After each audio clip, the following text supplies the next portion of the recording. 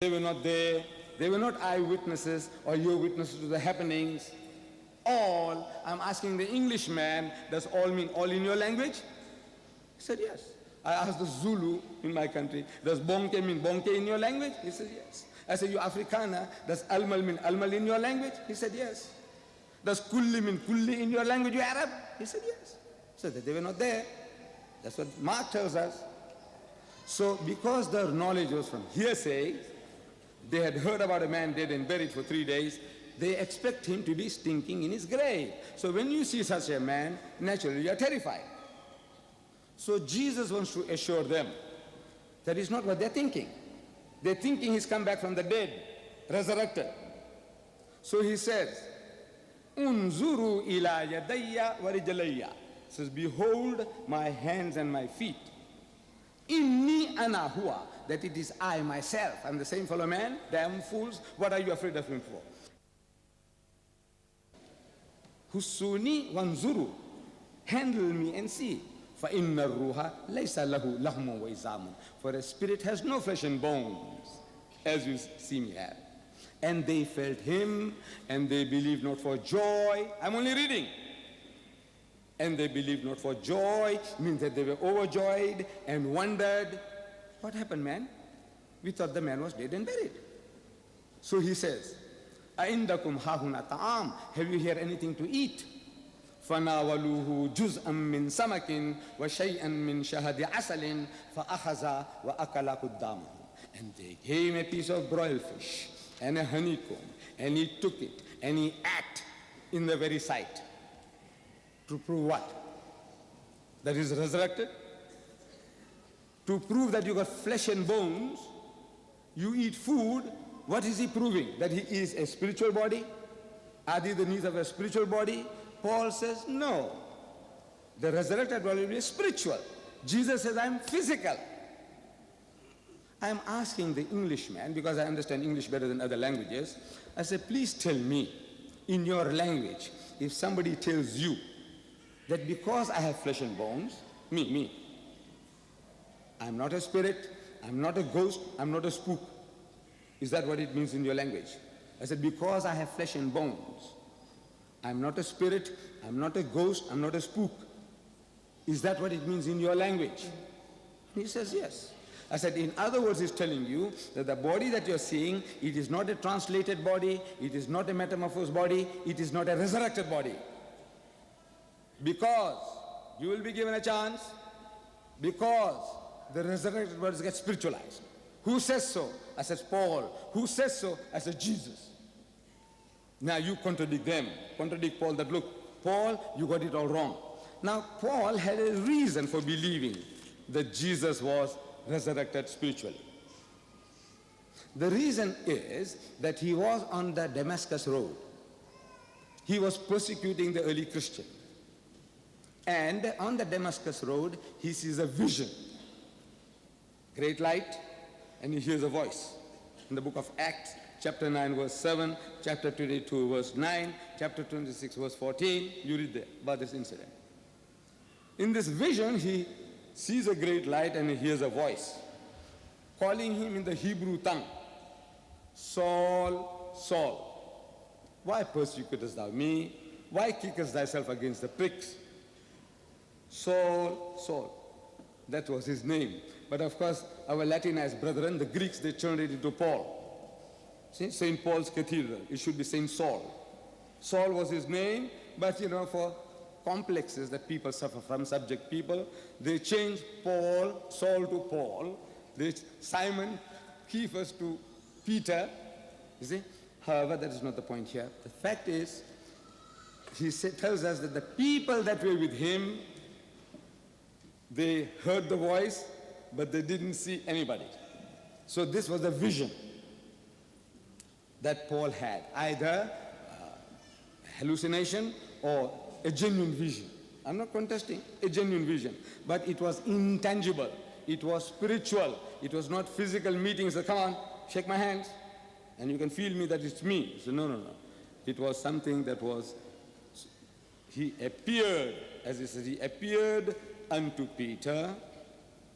Paul testifies. Jesus appeared unto Peter, he appeared unto the 12, he appeared unto the 500, he appeared to James, and last of all, he appeared unto me. Appeared, appeared, appeared. In other words, it's not a physical meeting. It is not a factual, solid meeting. It was not a tangible meeting. This was something that he saw spiritually, and he imagined that what he had seen spiritually, all the others had similarly seen spiritually. So from that he concluded that Jesus died and was resurrected spiritually. And on that theme, the whole of the 14 books are based on a spiritual resurrection of Jesus, which Jesus Christ contradicts. Jesus himself, he contradicts that I am that same man, flesh and blood, handle me and see. I'm not what you are thinking. You are thinking I have come back from the dead, I'm resurrected, I'm not that. And we find that Jesus, it says that in the Bible, in the Gospel of St. John chapter 20 verse 19, that he came. He just didn't appear in that upper room, he came. John 20:19. Thank you very much.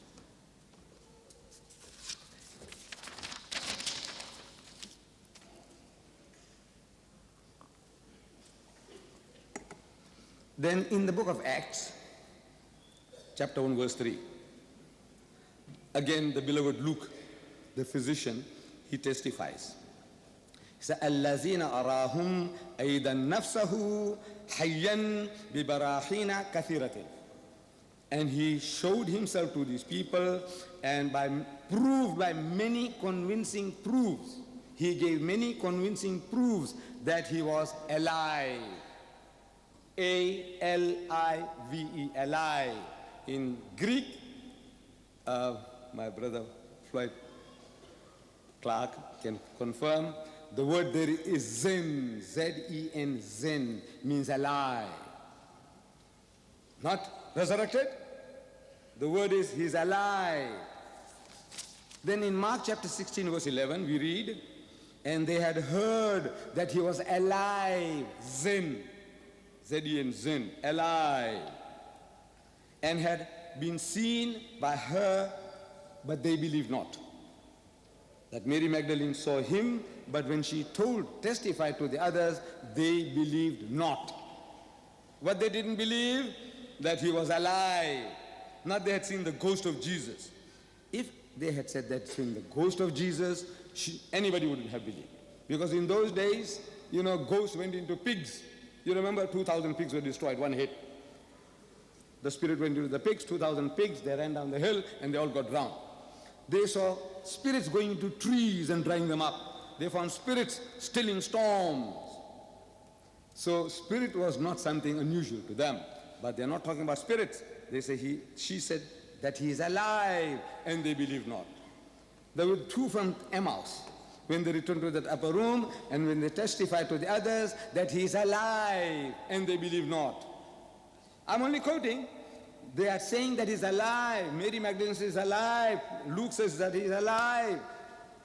And our brethren, they say, no, he's resurrected. He's resurrected. I said, look, the word there is alive in your book, in every version. Jehovah's Witnesses, they say alive. Your Roman Catholic version says he's alive. Your King James version says he's alive. Your RSV says he's alive. There is not a Bible where the word there is resurrected.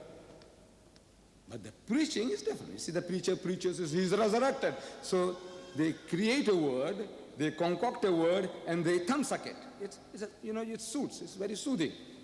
Instead of saying he's alive, they say he's resurrected. He's resurrected.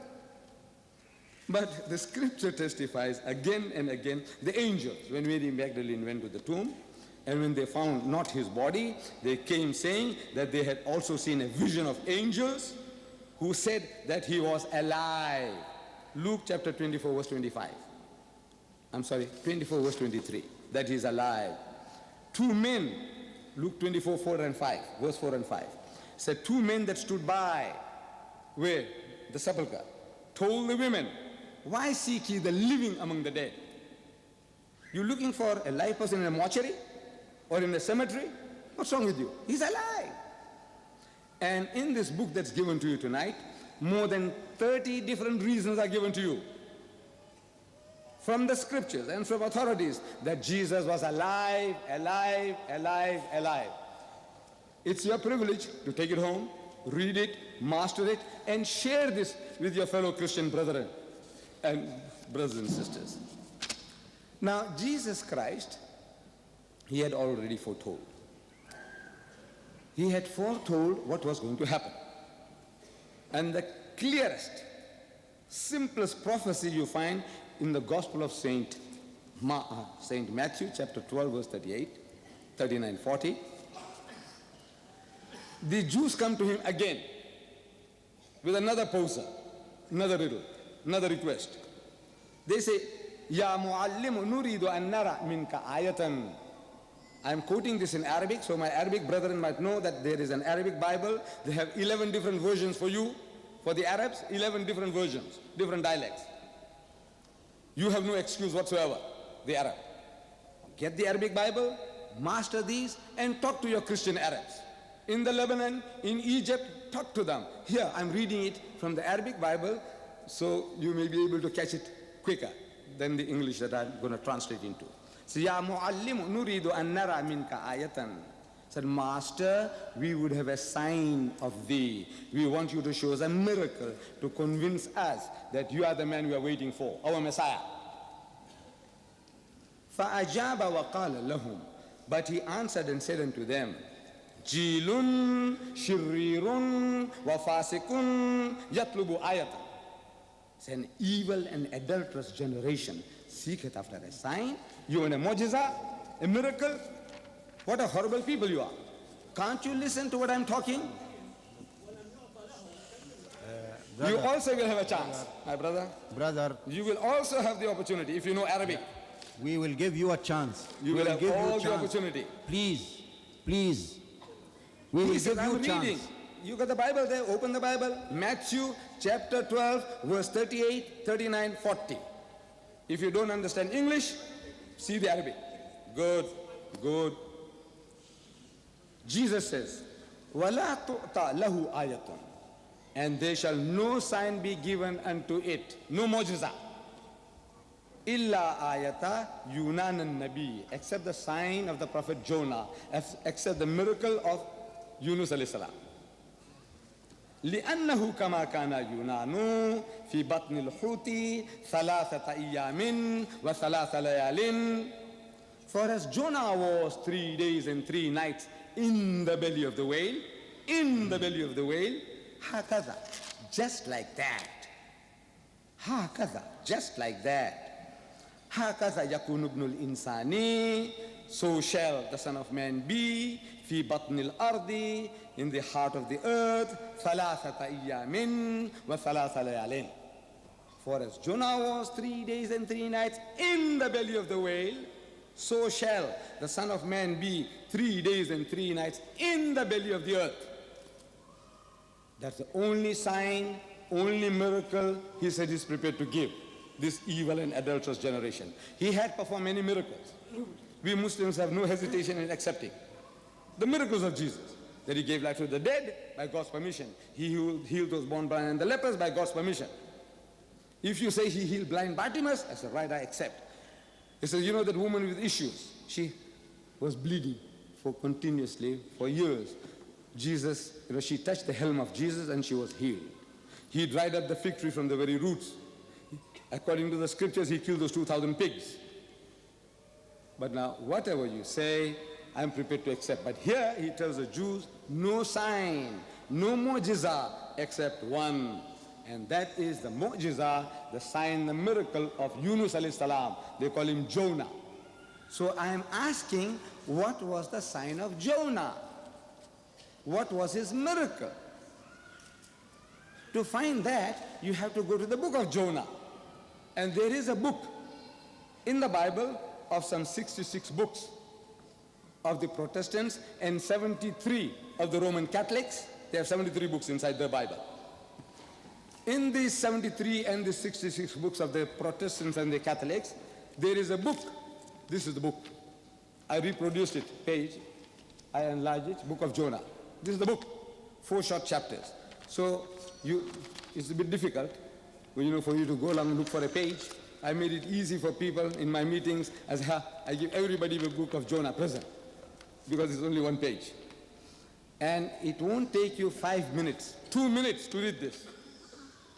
But you don't have to go there. Every child, Jewish, Christian or Muslim, knows about the story of Jonah and the whale. Everybody knows. The Jew knows, the Christian knows, and the Muslim knows. Yunus alayhi salam, and the fish. Who doesn't know? So I said, look, if I repeat the story to you, you will be able to confirm what I'm going to tell you now about Jonah. Jonah was sent to the Ninevites, a city of Nineveh, over 100,000 people. God Almighty commands him, he says, go to Nineveh and warn the people that they must repent in sackcloth and in ashes, meaning they must humble themselves before the Lord. But Jonah, instead of going to Nineveh, he goes to Joppa, modern Jaffa. He goes to Joppa and he takes a boat and is running away. Why? Because he's despondent. He says, these materialistic people, a wicked and adulterous generation of his time, they will not hearken to the message. So he presumptuously runs away. He takes a boat running away. At sea there is a storm. And according to the superstitions of these people, anyone who runs away from his master's command creates such a turmoil at sea. So they began to question, who can be responsible? So Jonah realizes that as a prophet of God, he was a soldier of God. And as a soldier of God, he had no right to do things presumptuously. God says, go to Nineveh. You have to go to Nineveh. So he is the guilty party. He's running away from his master's command. So he tells the people, he says, look, I'm the guilty man, and God Almighty is after my blood, and he wants to kill me, and in the process he'll sink the boat, and you innocent people will die. It will be better for you if you take me and you throw me overboard. He makes a manly comeback. He's not a coward like you and me. Why should you innocent people suffer for my guilt? Throw me overboard, and it'll be all right for you. They say, look, man, you are such a good man. Perhaps, praying up and down like us and, beseeching God for help. I said, you are such a good man, such a holy man, such a pious man. Surely, you couldn't be guilty of any such things. So they said, look, we have our own system of finding out right from wrong, which is called casting of lots, like head or tail, like throwing the dice. And according to that system, it came to the turn of Jonah that Jonah was the guilty man. So they took him and they threw him overboard. I'm reading the book of Jonah. They threw him overboard. Now I'm asking you all the question, that when they threw Jonah overboard, was he dead or was he alive? But before you answer, this answer I want from you. But before you answer, I want to help you. I don't want you to make a mistake. You see, Jonah had volunteered. He says, throw me. So if a man volunteers, you don't have to strangle him before throwing. You agree? If a man volunteers, you don't have to break his arm or limb before throwing him. Am I right? He volunteers, he says, throw me. If he resisted, it would be different. But it's not, he says, throw me. So when they threw him overboard, please answer me, all of you. Was he dead or was he alive? Alive. Beautiful. You get no prize for that. It was a very easy question.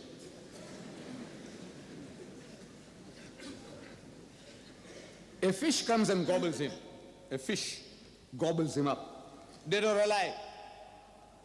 Of course alive. From the fish's belly, he prays to God for help. Do dead people pray? Do they? No. So he was a little louder? Alive. 3 days and 3 nights, the fish takes him around the ocean. Dead or alive?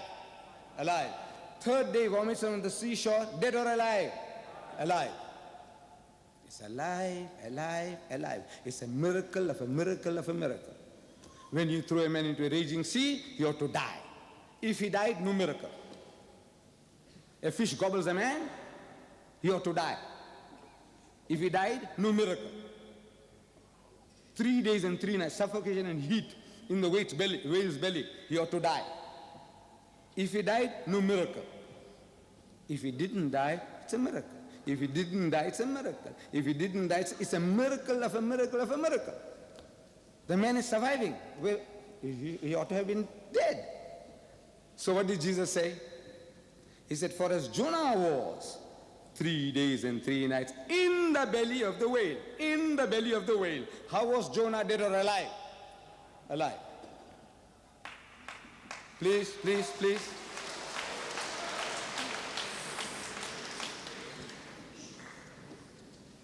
Would you please, brothers, we don't like at all these emotional gestures. Let the speaker continue his lecture. Inshallah. So the answer is the man is alive. 3 days and 3 nights, he's alive continuously. And Jesus said, for as Jonah was, so shall the Son of Man be. What happened to Jonah is going to happen to me. Jonah is alive. I'm asking the Christian world, 1,200 million Christians. I'm asking them. Jesus in the tomb, Jesus in the sepulchre for 3 days and 3 nights. Was he dead or was he alive? Dead. That's the right answer. Jesus is dead, Jonah is alive. Is that in your language, I'm asking, is that like Jonah or unlike Jonah? In your language. In your English. I want to know, Jonah is alive for 3 days and 3 nights. Jesus is dead for 3 days and 3 nights. In the Englishman's language, I want to know, very simple question, is that dead, or is it alike, or is it unlike? Unlike. What did Jesus say? He will be like Jonah, and the Christian will say he was unlike Jonah. So I'm asking them, who is speaking the truth? You or Jesus?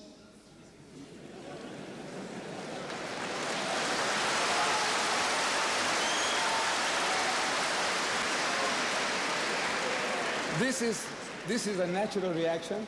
This is a natural reaction. If a person appreciates, what is said, and if you don't respond, they might think that these are all dummies sitting here. It's about, at times you have to.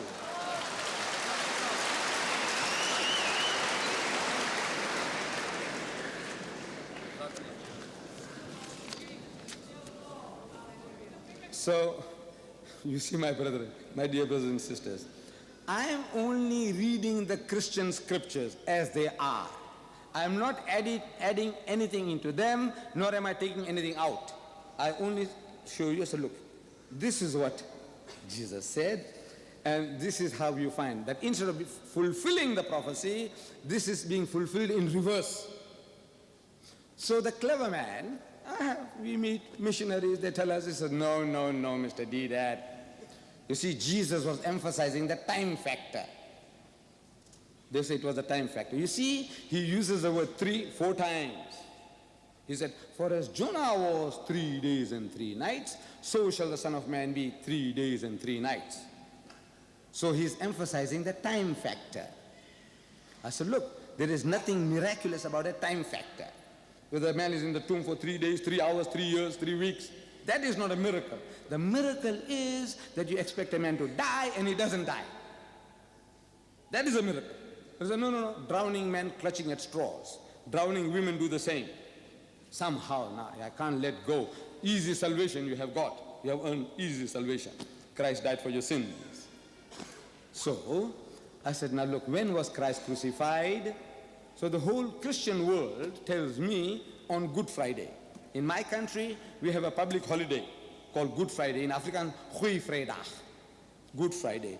The Masudu people, Lesotho, they commemorate Good Friday. Zambia, Swaziland, every Christian nation, Britain, France, Germany, each and every Christian nation commemorates Good Friday. So I'm asking, what makes Good Friday good? He said, Christ died for our sins. So he was crucified on a Good Friday. He said, yes. I said, morning or afternoon? So they say in the afternoon. I said, how long was he on the cross? Some say 3 hours, some say 6 hours. I won't argue. Whether you say 3 or you say 6, I agree. I said, the Jews were in a hurry to put him up on the cross. You know why? Because of the general public. This man, Jesus, was a hero to the masses, He had fed, as our brother said just now, 5,000 people with a few pieces of fish and a few pieces of bread. Your reputation spreads. 5,000 people ate that free food. Your reputation spreads. Another occasion, another 3,000 people. And he healed the blind and the lepers and he quickened the dead. A man with such a reputation, if his life was in danger, you'll find the whole nation might be aroused. There could be a rebellion. So, they felt that quick as possible, we must get rid of the man, who Jesus. So they had a midnight trial, which doesn't happen in Jewry. They did it. Early in the morning, they take him to Pilate. Pilate says, not my kettle of fish, take him to Herod. Herod says, I'm not interested, take him back to Pilate. These things only happen in films, that in 1 hour, you can show the life of a man in 1 hour. It doesn't happen in real life. As if Pilate had nothing to do, he was sitting there waiting, and Herod had nothing to do, he was waiting, and when they returned back, he says, Pilate is still waiting. It doesn't happen in real life. But if you say it happened that way, as a right, I agree. So quickly put him up on the cross, according to the scriptures. And we are told that they managed it. But as much as they were in a hurry to put him up, they were also in a hurry to bring him down. You know why? Because of the Sabbath. Curious people, these Jews. They're in a hurry to put up the man, and now they're in a hurry to bring him down. Because of the religious scruples. You see, at sunset on Friday, the Sabbath starts. And they were told in the book of Deuteronomy, they must see to it that nobody is hanging on the cross on the Sabbath day, that thy land may not defile, with the Lord thy God giveth thee for an inheritance. So, to fulfill that, down. And I'm told they managed that also. And they gave him a burial bath, like what we ghusl. And they put 100-pound weight of medicines around him. And they put a winding cloth around him. And they put him into the sepulchre. Not a grave, big roomy chamber. They put him in there. So I'm asking, by the time they put him in, according to your story, according to your book, it's already evening. And they agree. Because it takes 2 hours to give a bath, and take about another 2 hours to put that ointment and put the wrapping. I say it's already evening. So Friday night, he's supposed to be in the grave. He's supposed to be in the grave. Mark my words. And watch my finger. Can you see my finger? Yes. Friday night, he's supposed to be in the grave. So the Christian agrees. I said, Saturday day, he's still supposed to be in the grave. He said, yes. Saturday night, he's still supposed to be in the grave. This is right. Sunday morning, the first day of the week, when Mary Magdalene goes to the tomb is empty. Is it right? The tomb is empty. How many nights and how many days? Look, before you answer, I want to make it easy for you. Friday night, Saturday day, Saturday night. How many nights and how many days? 2 nights and a day. What did he say? For as Jonah was 3 days and 3 nights, so shall the Son of Man be 3 days and 3 nights. I'm asking, does this look like that?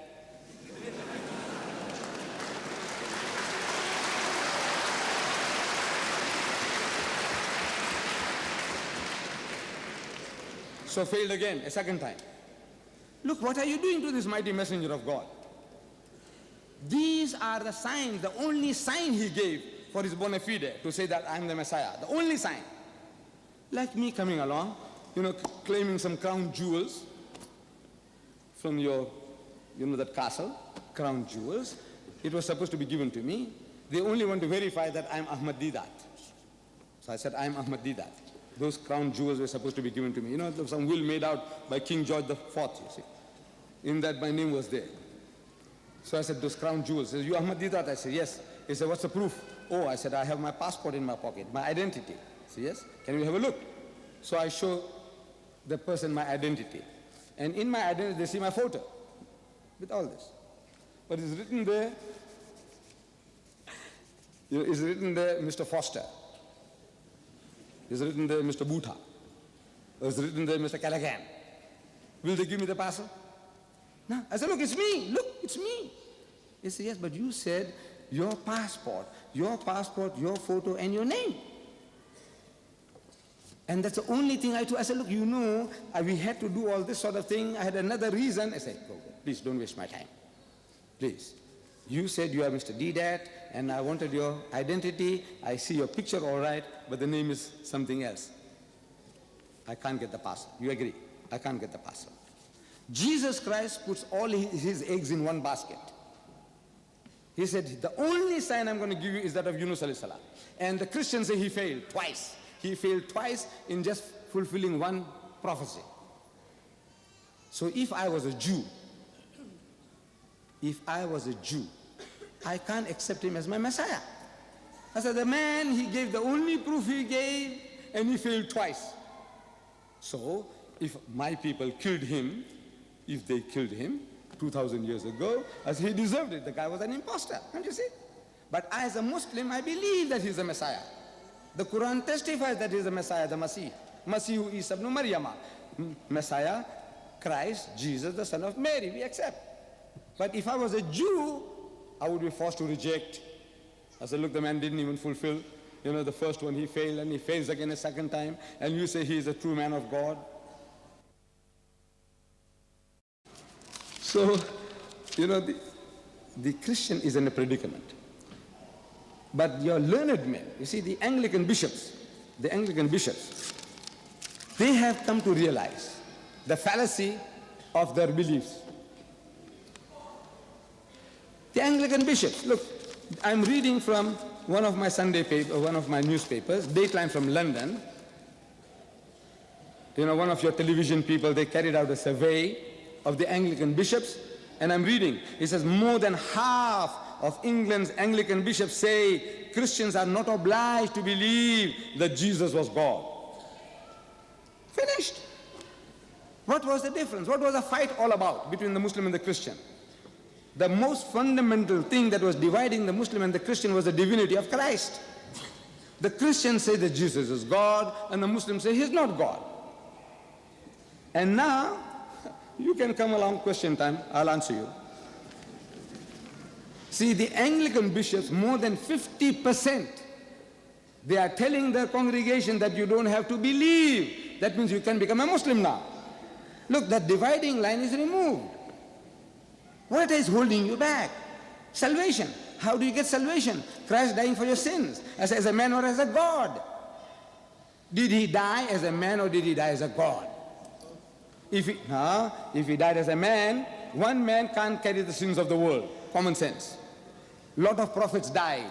Jesus says to the Jews, say, you kill the prophets. From righteous Abel to Zechariah, you kill the prophets. In the verses that were read, so the Jews, the impossible things that they were asking. They were asking the prophet miracles. They said they were asking for greater miracles from Moses. They wanted to see God face to face. These Jews, now, more than 50% of the bishops, paid servants of the Anglican Church, they are telling their congregation, Jesus, you don't have to believe. If you don't have to believe, join hands with us. That's what we're trying to tell you for 1400 years. We were telling you, lakat kafara.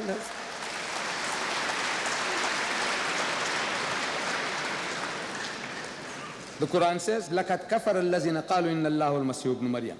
Whosoever says that Jesus Christ, the son of Mary, is God, they are making kufr. It's an act of blasphemy against God.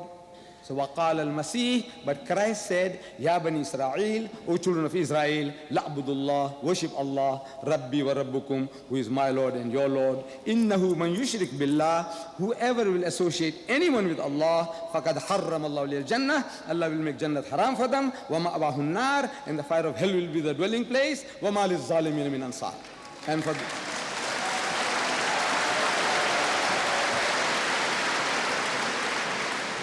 And for the wrongdoers, there will be no one to help. So our Christian Anglican brethren, they have given us a hand of friendship, of brotherhood. Take that hand. You see, we are sleeping. They're opening the doors for you and you are sleeping. Take that hand. They tell you further about the resurrection. Because without death and resurrection of Jesus, no Christianity. That's what Paul said. If Christ is not risen from the dead, he said, our preaching is vain, your faith is vain. So the poll of 31 out of England's 39 bishops, that I worked it out, 70%. 70% of the bishops, Anglican bishops, shows that many of them think that Christ's miracles, the virgin birth and the resurrection might not have happened exactly as described in the Bible. It's all like fairy tales. All these are like fairy tales. 70% of the Anglican bishops are saying that now. 70%. I'm asking that we say, Wama kataluhu wama salabu. They didn't kill him and they didn't crucify him. So if they didn't kill and they didn't crucify, there's no resurrection. Whatever happened, there is no resurrection. And if there's no resurrection, there's no Christianity. It's about time.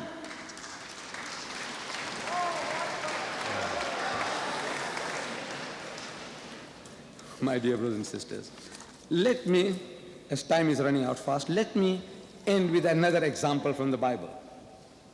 You see, it was Sunday morning, the first day of the week. Sunday morning, the first day of the week. Mary Magdalene goes to the tomb of Jesus. I'm reading the Gospel of St. John, chapter 20. Mary Magdalene goes to the tomb of Jesus. I'm asking, why did she go there? Why did she go there? The Gospel says she went to anoint him. I say the Hebrew word for anoint is masaha. The Arabic also masaha, the root word, which means to rub, to massage, to anoint. Now tell me whether Jews massage dead bodies after 3 days. Do they? The answer is no. We Muslims, we are the closest to the Jew in our ceremonial law. Do Muslims massage dead bodies after 3 days? The answer is no.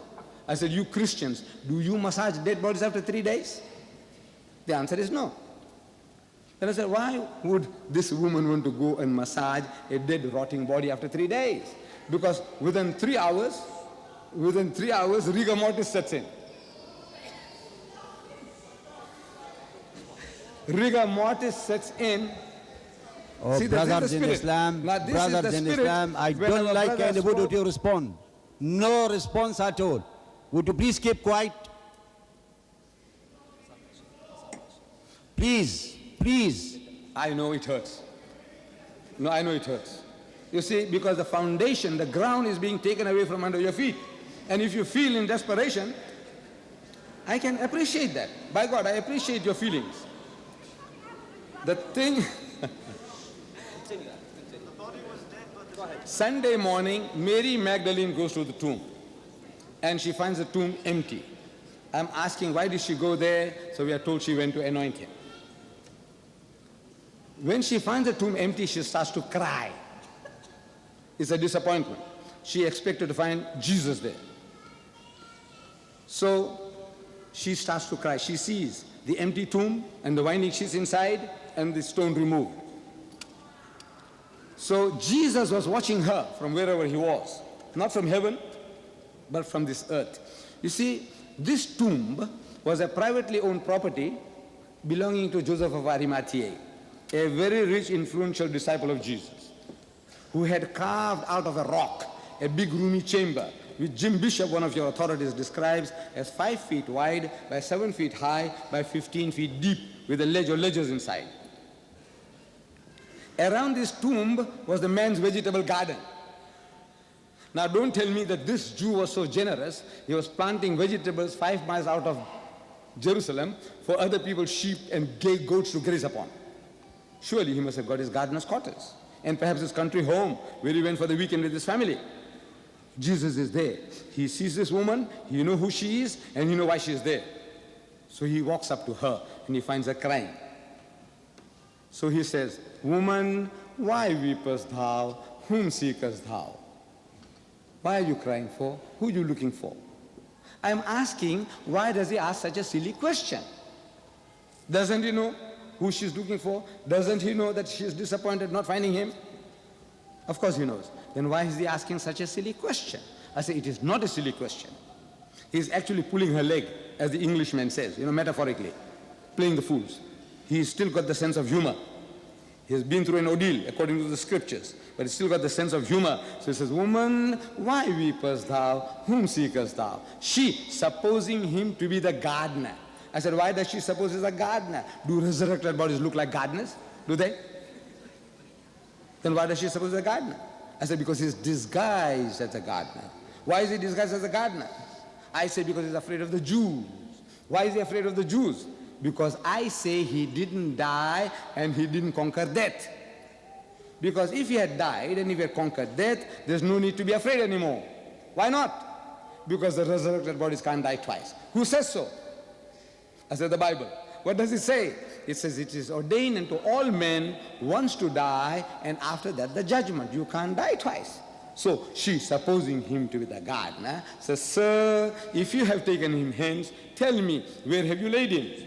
To rest, to relax, to recuperate, so that I might take him away. One woman carrying away a corpse. Can you imagine? A frail Jewess, like a super American woman, you know, the superwoman's type of woman, you know, carrying him like a bundle of straw and taking him where? Bury him as who dug the grave. If there was a grave, carrying is one thing, but burying means you just have to dump him in a hole. Does it make sense? No. So she's supposing him to the gardener, says, sir, if you have taken him hence, tell me, where have you laid him? To rest, to relax, to recuperate, so that I might take him away. The joke has gone too far. So Jesus says, Mary. The way he said, Mary, she recognized that this is Jesus from this intonation. And she wanted to grab him, as the Jews would do, to pay respects. So he says, touch me not. I say, why not? Is he a bundle of electricity, a dynamo, that if she touches him, she'll get electrocuted? No. Then why not? I say, because it hurts. What other reason? It hurts. You go and grab a man who has been through an ordeal, as Brother Floyd Clark described, you know, the nails and flogging and all that, and you go and embrace him, you're going to kill him. So she says, Mary says, touch me not, for I am not yet ascended unto my Father. I am not yet ascended unto my Father. In the language of the Jew, in the idiom of the Jew, he's saying, I am not dead yet. Now, Mr. Chairman, ladies and gentlemen, my brother Floyd Clark has been unjust to himself. See, I feel he was unjust to himself, because this format was made by me. I said, whoever speaks first gets 10 minutes in the end. The second speaker has 1 hour continuously. The choice is yours. You take the choice. Had he given me the choice of speaking first, he would have an opportunity of refuting each and every one of these. But now, I pity him. In 10 minutes now, what he's going to do? What he's going to disentangle? What has been entangled now? What has been proved? I pity my brother, you know, good friend, I love him. But I says, now you have been, if you had asked for my advice, I would have told you, let me speak first. So you have an hour to refute me, and then I can rebut him if it was possible. But there is a verdict is required from each and every one that is here tonight. It is not a question of who is right and who is wrong. You can see where truth lies. What the Muslim says, وَمَا قَتَلُوهُ وَمَا صَلَبُوهُ, that they didn't kill him and they didn't crucify him. And crucify means to kill by hanging or impaling on the cross.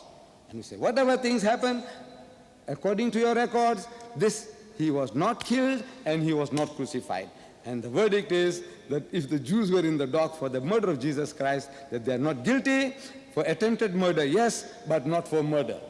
Wa akhiru da'wana alhamdulillahi rabbil alamin.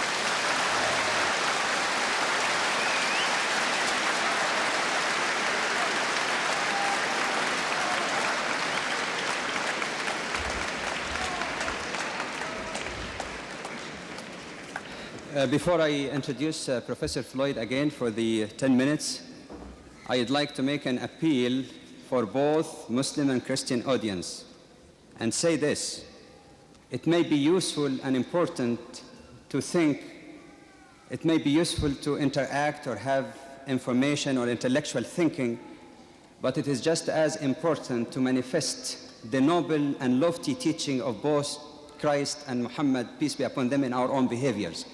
So I would ask the Muslim audience never to interrupt Professor Floyd or inject anything from the floor as he presented his full piece in the beginning. And I would ask my Christian brethren to observe the same also during the question and answer period. Thank you. Professor Floyd.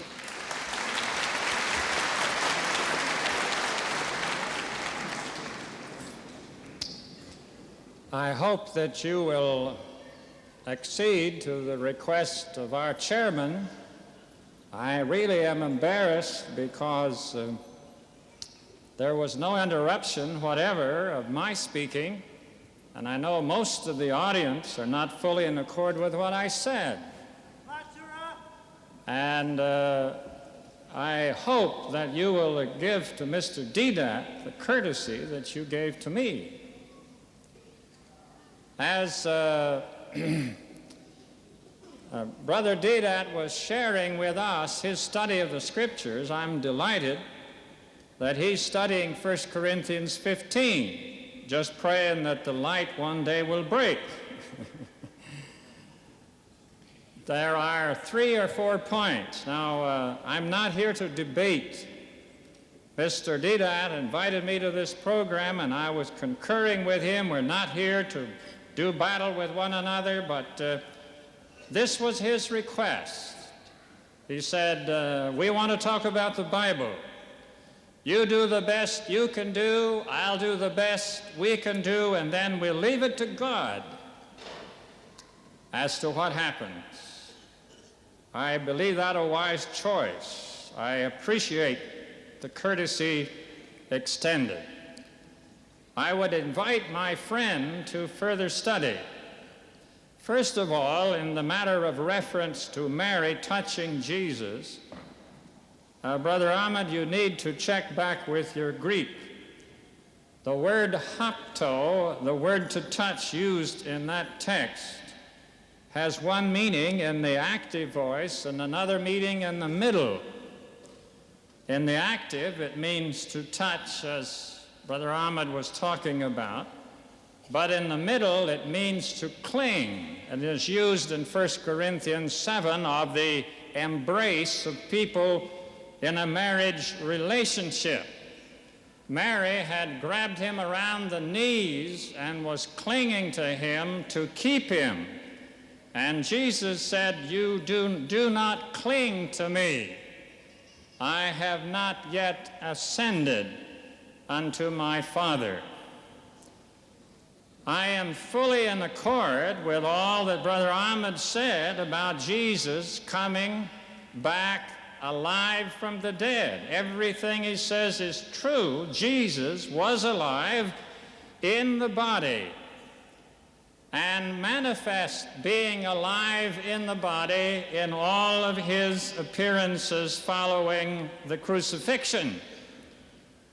But what Brother Ahmed still does not understand is that when Jesus said flesh and bones, he did not say flesh and blood. He gave his blood when he died upon the cross, and he did not miraculously receive it back. He came into the upper room in a bloodless body, evidenced by the fact that the holes in his hands and feet and side were not oozing blood out on the carpets. In the distinction between the alive and the resurrection, Brother Ahmed needs to study further this point. Jesus said that he would lay down his life, he would take it again, and he would do it, and he would come back and be with them, which he did. But 40 days afterwards, he ascended, leaving the physical body behind and ascending in the resurrected body. In Jesus' case, occurring 40 days after the crucifixion. And in his words to Mary, as quoted by Ahmed, I have not yet ascended. In the discussions which we have had about the sign of Jonah, Ahmed needs to look further into the text also. When Jesus said, as Jonah was 3 days and 3 nights in the earth, the Greek word is there hosper, as indeed. It does not express a comparison of identical nature. It is comparing some loose sense of comparison. Had the author intended an exact relationship, he would have needed to use hos autos or some such conjunctive adverb. As to the 3 days and 3 nights, Christendom did not celebrate Good Friday for more than 300 years after the coming of Christ, when many traditions crept in that were foreign to the New Testament. The New Testament teaches that there were 2 Sabbaths, a high Sabbath and a Sabbath a week co-joining, and that Jesus was crucified then on Thursday, not Friday, and his body lay in the tomb over the 2 days of the Sabbath. Again, I want to thank you for your wonderful courtesy. God bless you, everyone. Thank you.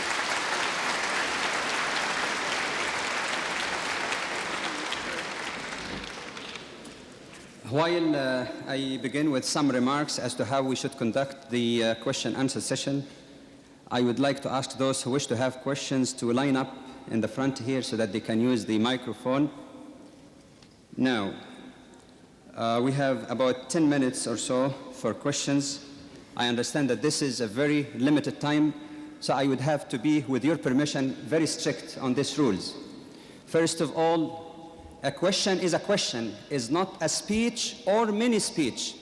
You have only a few seconds to put your question directly and to the point. Number 2, if any of the audience have more than one question, ask only one so as to give a chance to other brethren, and get back to in the queue. You may have a chance if there is time allowed. I would like again to appeal to all audience never to interject anything from the floor or comment. Let people ask their questions briefly and the speakers will answer them. Again, I'd like to insist on that, a few seconds. No preliminary comments. No preliminary comments. Directly to the question. The first brother, please. I'd like to ask both speakers why they didn't mention the fact that there are 49 references to crucifixion in the Bible, and to the word raised or resurrection in Arabic qama. In all languages, there are more than 7 references in front of me to the actual word being raised. And why they didn't refer both of them to the fact that external evidences in history has spoken about the actual crucifixion of Christ by the Roman authorities. Thank you. Would any of the speakers wish to answer first?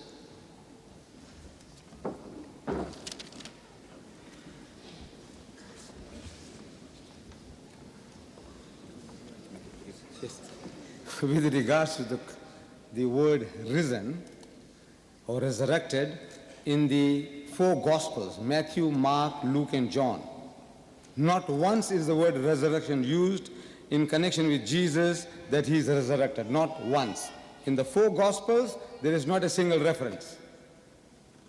Thank you, Mr. Deedat.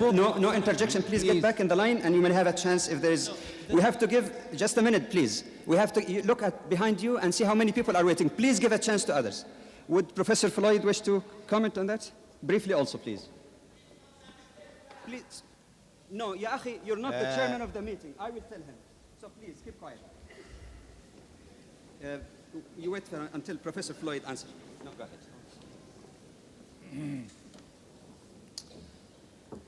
I'm not sure that I heard the question with the disturbance involved, but if I understand the question, it is about the use of the word resurrection. And of course, the Bible refers both to the fact that Jesus arose on istemi and that he was alive. And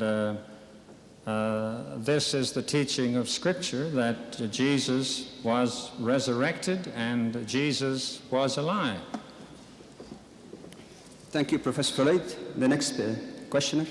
This question is to either Professor Floyd or Mr. Deedat. Can you get a bit close to the mic so that everybody can hear you? The question is for both speakers, really. Okay. It may sound a bit irrelevant, but I'm very anxious to know if Jesus has said anything about the coming of Muhammad, please.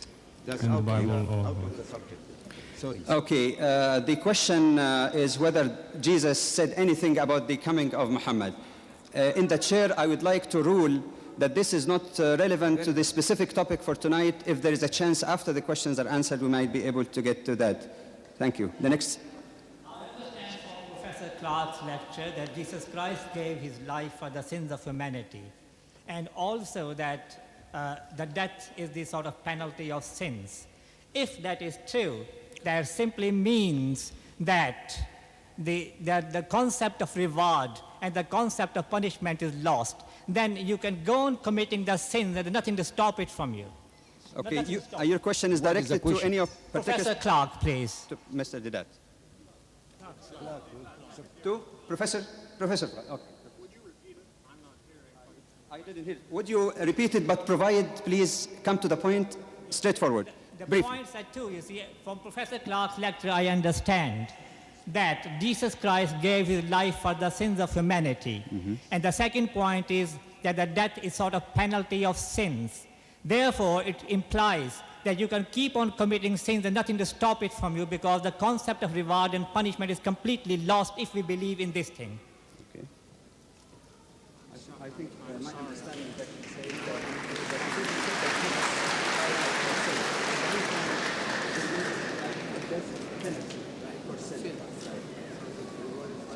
It will encourage us to heal sin. Yeah. Claiming that Jesus redeemed us. So we'll commit sins as much as we can. Again, we're having difficulty. I'm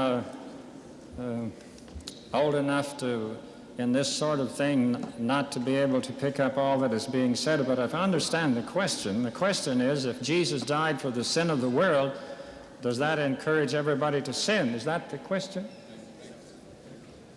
Well, we have the definitive answer, of course, in Romans. That's impossible, because if a Christian obeys the Lord Jesus Christ and is pardoned for his sins, the Christian dies to sin.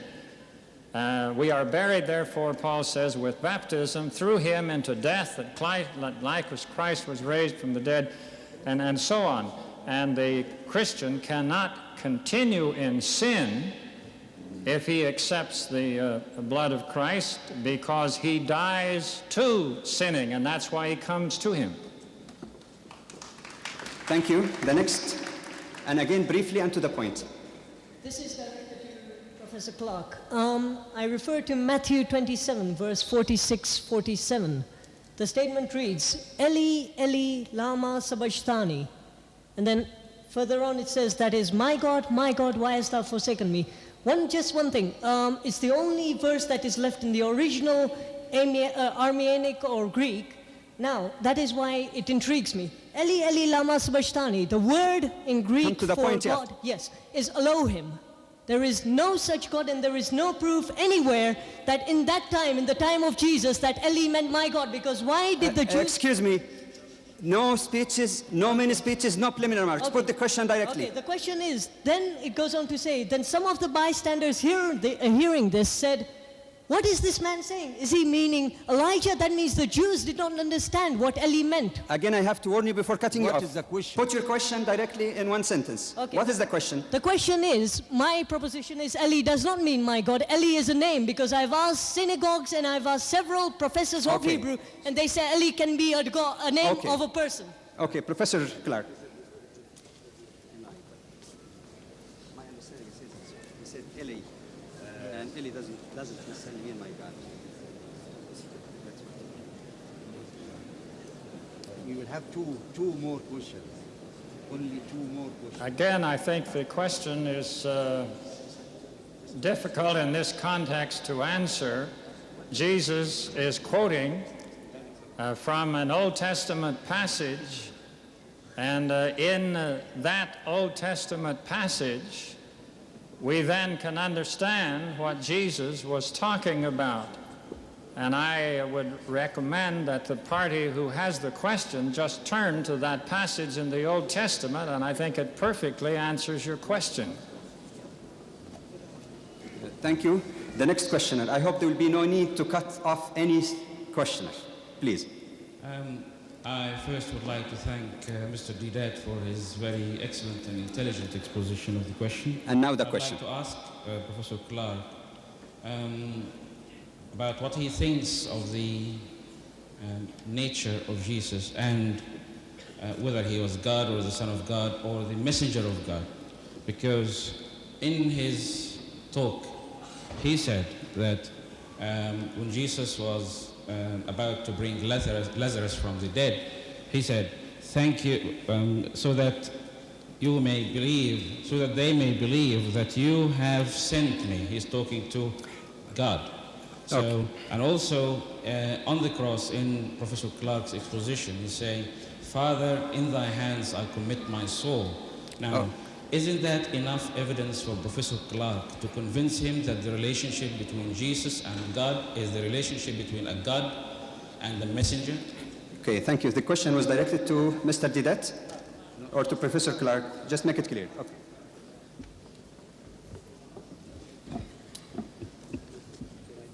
Jesus, when he said, "Father, into thy hands I commend my spirit," he was speaking in the spirit of all that he had done through a long time ministry, in which he said he did nothing except what he saw his Father do, that the words he spoke were not his own, but the words he heard his Father speak, and he claimed only to be relating to God as his Father. Okay.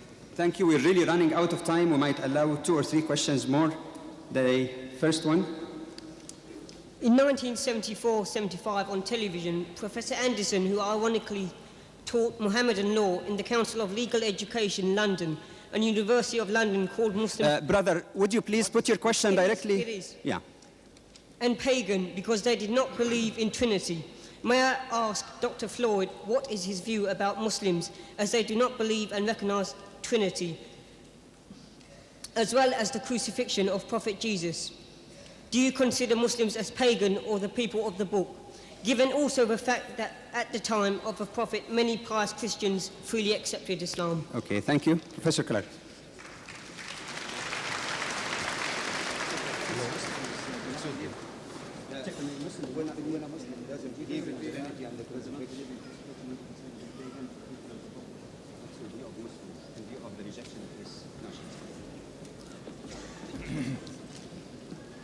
Well, it really doesn't matter what I think, it just matters what the book says.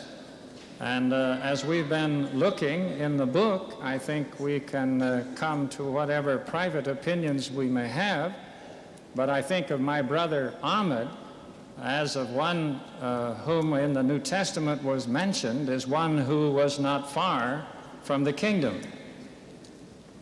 Okay, the next question. No injection from the floor, please. The next speaker. Would you please come close so that you could be... Assalamu alaikum. My question is direct to Brother Ahmed Deedat.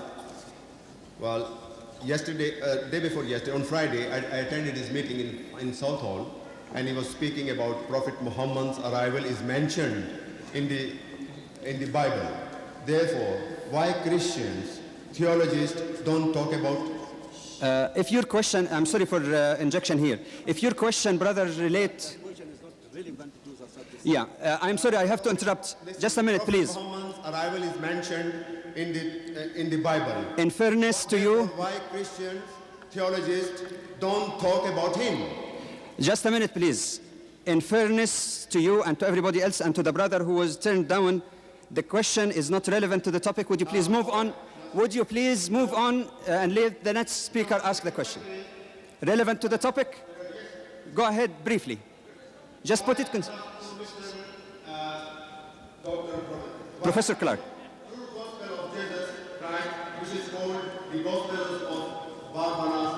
Okay, would you... Thank you for your question. I ruled the question out of order. It's not relevant to the topic. Would you move on, please? Would you move on? Would you move on, Jazakallah? Next speaker. Would the next speaker please ask his question? We have to be fair and firm. Am I doing something wrong? I'd like to get indication of the way I'm conducting questions. Am I unfair? Go ahead. Briefly, brother, please.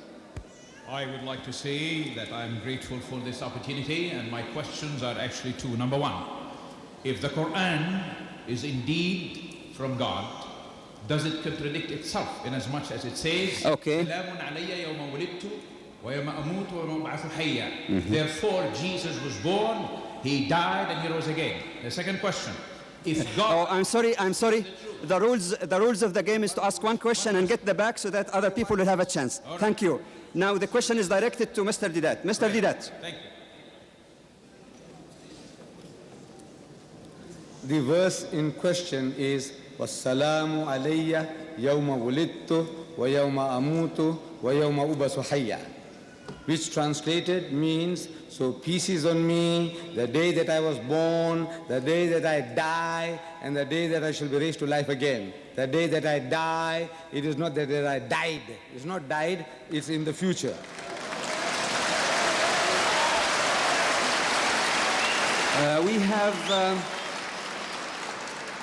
We have time for a maximum of 2 or 3 questions at most, because there is a few minutes at the end for concluding remark. The next question, please. If we admit, can you get close to the mic, please? If we admit that Jesus died to expiate sin, what was the curse handed to Adam for committing sin? Is it not that women would bring forth with pain and men would have to work for the bread? And is that finished in this world? Does the crucifixion help it? The next question I would like No next question. No next question. Thank you. Professor Floyd, Clark, have you got the question? Sorry, but I have one Sorry, question. we have to respect the rules. The question of the brother. Only one question, please. I have one question. No second question. Please get in the back if there is a chance. Thank you. Please keep the quiet. Keep the order. Keep the order, please. Wait a minute until the question is answered. Professor Clark. Again, I'm not sure I understand the question. Did you get it? What was the topic? I remember if you tell me. Something about sinning. And Oh man yeah, and he a said woman. that if Jesus died for our sin, and the Yes. Bible said that because of that original sin, man was destined to labor for his work in the book of Genesis, and woman would suffer the pregnancy and childbirth. How is that consistent then? If Jesus died for our sin, and still women are going through this suffering, and men are working for it. Well, I think the question that has been asked concerning the role of the woman who has been suffering since since the beginning when Adam and Eve fell, and the woman has had this role of punishment because she disobeyed God. I think that question is very far from our discussion tonight, but in answer to this, we do know that the New Testament teaches that all creation was brought under bondage when man sinned, and that bondage will not be redeemed until the end when Christ redeems the world. I think we'll have entertain one more question because we are running out of time. We have only 4 minutes left. The last one. Everybody has a question that is one sentence, but we have 50 sentences waiting. Go ahead. I'd like to ask Professor Clark, in the book of Hebrew, chapter 5, verse 7, it says, who in the days of his flesh, when he had offered up prayers and supplication with strong cries and tears unto him, is God, that was able to save him from death, D-E-A-T-H, and was heard in that was he feared. Wasn't a clear indication that he was saved from this? Thank you very much. Before the answer of the question, I have to apologize by asking the brothers or sisters who are waiting in line to forget it. We are sorry, we are already 10 minutes behind time.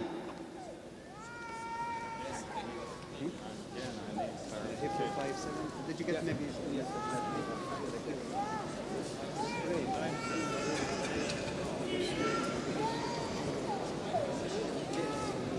It's there are concluding remarks, so we can't take that.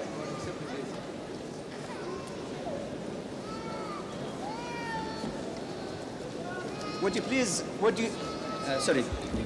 could I ask those brothers who are standing here to please be seated? There is no more time. Professor Clark. The Hebrew writer makes it quite clear that Jesus came as a man into the world to live as a man and to learn obedience. And though he was God's prophet in the world and God's son, yet there were things that he had to do common to man, and that he had to learn what it means as a man to have to obey. And in the midst of that, God heard him because of his faithfulness in a human flesh as he was laboring with the temptations and tortures and hatred that he received in the world. And God, of course, heard him because he was faithful in everything which he did. Thank you. We come now to some concluding remarks and announcements. Would you please allow me to continue? Thank you. Tonight, we have already heard two very prominent, very sincere speakers. I know it is July, but when you add the heat of July to the heat generated in this hall, it might get a little bit too much. However, I feel that I am echoing the feeling of the great majority of those who are present, that it is indeed quite useful and beneficial for both Muslims and Christians to get together and to try to understand each other. Muslims and Christians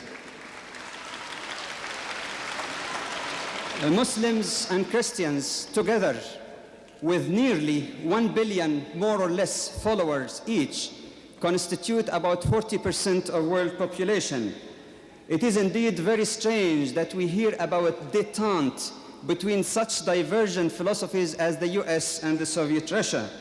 And we never hear as much about badly needed détente between two communities of believers who share something much more significant than those shared by the US and USSR. The belief in the creators, the belief in the prophets and revelation, in the moral laws, and on the responsibility for our life and in the life hereafter. I do invite the Muslim audience who are here to try sincerely to understand the standpoint of our Christian brethren. They are free, of course, to read the Quran and see what the Quran, the word of Allah, in their belief say about Jesus, but they must also try to understand Christianity from the standpoint and the way Christians understand it. But I'd like also to invite the Christian brothers and sisters sitting with us here to also have a sincere attempt to understand the teachings of Islam from its pristine sources. One scholar once commented that until relatively recently, 95% of the books written about Islam has been written by non-Muslims, mostly missionary or Orientalists. And he addressed, he's a good friend of mine, Reverend Harry Armond, when he quoted this, he addressed the Christian audience and said, what is your feeling as a Christian if 95% of the books written about Christianity are written by Muslims? As such, I hope that the least that can be done would be to refer to the Quran, which is the revelation the Muslim believe is to be the word of God. In fact, there is, can you get me a copy of the Quran? I was told that outside here in the souvenir shop, there are copies available of the translation of the meaning of the Quran by Yusuf Ali. It is, the brother will show it to you, and I understand it is available for us. Also, a notice that the tour of Mr. Deedat will continue until the end of July, so you may inquire about further functions if you wish. Also, there is an announcement I was requested to make on behalf of Dr. Clark, that those who wish to discuss with him, understand Muslims or non-Muslims, who wish to ask him questions or queries should contact him after the presentation. On Monday, July the 8th, there is another function on Christ in Islam at 7 or 1 p.m. At 7 p.m. in Southampton in the Civic Center. And there's also additional information for those who wish to obtain them. Dr. Badawi, you don't mention where the venue of the Dr. Clark. You can meet Dr. Clark. No. Oh, the venue for, yeah, for Dr. Clark, those who wish to meet with him, they can meet in the lower level in the West Arena room below entrance number 1. I wonder if there's any other announcement so that we can conclude. There is tea and coffee. There is tea and coffee so that you can cool down a little bit. And any other announcement? This video, it can be by direct. There are also some videotapes of Mr. Deedat's presentations and dialogues which are available, so you can inquire from the organizers after the meeting. Again, I would like to apologize for the brothers whom I cut off, even though I didn't want to do it. I apologize to all of you. If there is any error, I seek forgiveness of Allah for that. And I thank you most earnestly, as well as our honored speakers, for your patience. Thank you very much. Address.